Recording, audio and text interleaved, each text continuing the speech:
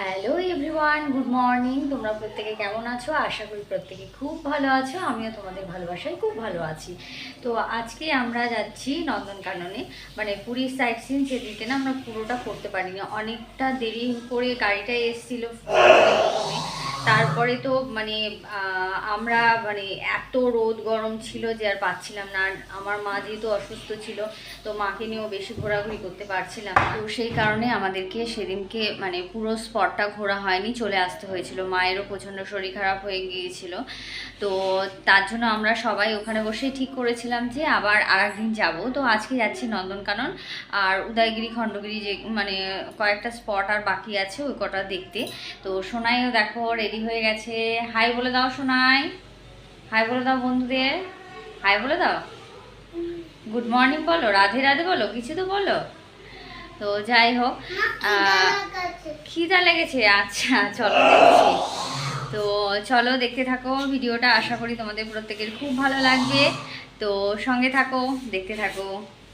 ওই যে সোনাই দেখো কি কেরামতি করেছে। তো ওই দেখো ফাইনালি আমরা সবাই রেডি হয়ে বেরিয়ে গেছি আমাদের হোটেলের থেকে বাইরে। মানে ভেতরে গাড়িটা যেহেতু আসছিল না, আমাদের যে গাড়িটা বুক করা হয়েছিল, তাই আমাদের কিছুটা হেঁটে যেতে হয়েছিল।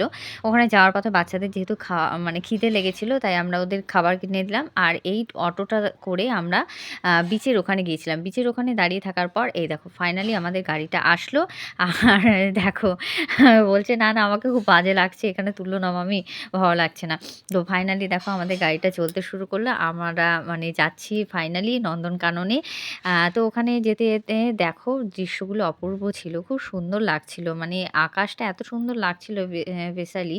আর আমাদের যেতে যেতে আবার মানে ড্রাইভার দাদা বলল যে তেল ভরে নেওয়ার কথা। তো ওখান থেকে তেল ভরে নেওয়ার পর আমরা আবার মানে আমাদের গন্তব্যস্থলের উদ্দেশ্যে রওনা হলাম। তো চারিপাশের দৃশ্যটা দেখো এত সুন্দর লাগছে, মানে চারিদিকে সবুজে সবুজ ভরা, আর আকাশটা তো মানে এত সুন্দর লাগছে বলার কিছু নেই।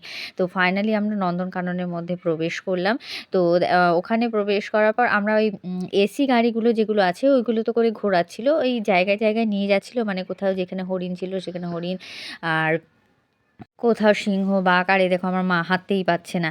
তো ওরকম একটু করে যাচ্ছিল আর একটু করে দাঁড় করিয়ে মানে স্পটগুলো ঘোরাচ্ছিল। আর এইখানে দেখো এই দুই নায়িকার কাণ্ড, ফটোশ্যুট চলছে।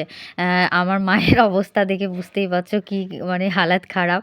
আমার মেয়ে দেখো, এটা হচ্ছে ছোট নায়িকা, আর এই যে যার ফটো তুলে দিচ্ছে এটা হচ্ছে বড় নায়িকা। এদের মানে ফটোশ্যুট করা দেখলে না অবাক হয়ে যাবে, মানে পাগল হয়ে যাবে সব এদের নায়িকা। তো এই দেখো বন্ধু, কুমিরগুলো কিন্তু এখানে ভীষণ বড় বড় ছিল।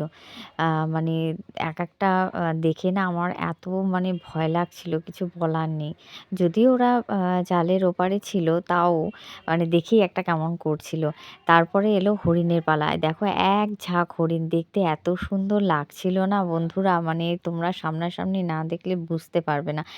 অপূর্ব দৃশ্য ছিল, হরিণগুলোকে জাস্ট মানে কি বলবো, অসাধারণ লাগছিল। আর এই যে আমাদের বাঘ মামা বসেই আছে ওখানে, নড়ছেনও না চড়ছেনও না। আর এটা হচ্ছে ধবলগিরি উদয়গিরি থেকে দেখা যাচ্ছিল এয়ারপোর্টটা। আর এই দেখো একটা ময়ূর, তোমরা কি দেখতে পাচ্ছ? বুঝতে পারছি না তোমরা দেখতে পাচ্ছ কি না। তো এখানে একটা ছিল ময়ূর, ময়ূরটা বেশ সুন্দর ছিল। আমরা না ভালো করে তুলতে পারছিলাম না, গাড়িটা বেশিক্ষণ ওখানে দাঁড়াচ্ছিল না। আর এই দেখো মানে মন্দিরের গায়ে কি সুন্দর মূর্তিগুলো। আর এই যে দেখো একদম মানে চুপ করে পড়ে আছে, নড়ছেও না চড়ছেও না। হ্যাঁ, আর এই যে এই দাদাভাইকে দেখো ভেতরে ঢুকে মানে পরিষ্কার করছে। আবার ওই দেখো কিভাবে পার হলো, মানে দেখেই না আমার জাস্ট মানে কি বলবো, আর আমার এত ভয় লাগছিল। আর এগুলো দেখেই তো আমার গাটা পুরো শিউরে উঠছিল। ভেতরটা দেখেছো কিরকম জঙ্গল, মানে গাছপালাতে ভর্তি। এই দেখো বাপরে বাপ, আমার দেখেই তো মানে এত ভয় লাগছিল। আর ওই দেখো এক একটা নড়ে চড়ে বেড়াচ্ছে, আর একটা একদম চুপ করে পড়ে আছে। তো বন্ধুরা টাটা বাই, সবাই ভালো থেকো, সুস্থ থাকো। আজকের ব্লগটা এখানেই শেষ করলাম। রাধে রাধে।